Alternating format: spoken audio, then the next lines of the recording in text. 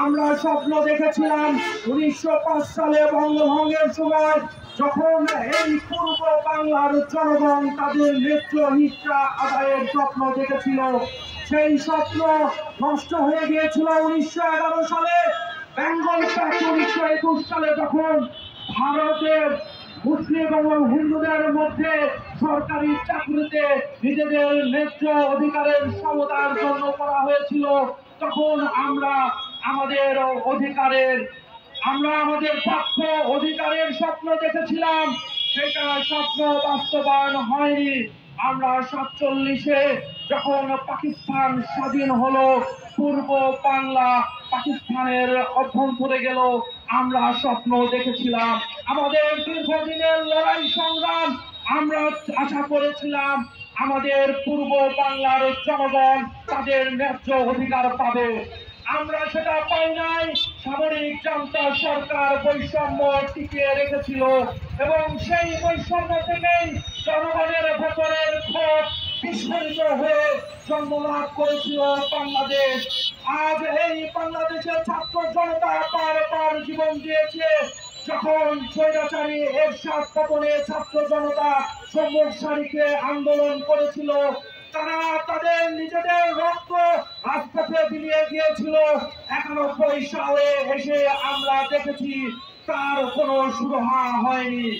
যারা রাজপথে জীবন দিয়েছিল তারা কখনো তাদের রক্তের বিনিময়ে তারা যে অধিকার চেয়েছিল, তারা যে সমতার বাংলাদেশ চেয়েছিল, তারা যে অত্যাচারবিহীন বাংলাদেশ দেখতে চেয়েছিল, সেই বাংলাদেশ বাস্তবায়ন কখনোই হয়নি।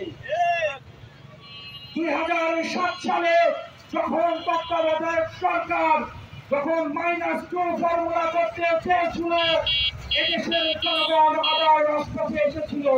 কিন্তু 2008 সালের নির্বাচনের মাধ্যমে যখন ফ্যাসিস্ট আওয়ামী লীগ নির্বাচনে জয়ী হয়ে আসলো, তখন তারা তাদের যে পূর্বে থাকা তাদের স্বপ্ন ফ্যাসিবাদী কাঠামো তৈরি করার জন্য তারা উন্মাদ হয়ে গিয়েছিল।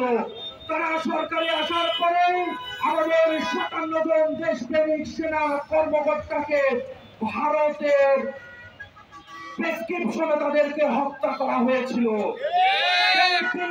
বিচার বাংলাদেশ এখনো পায়নি।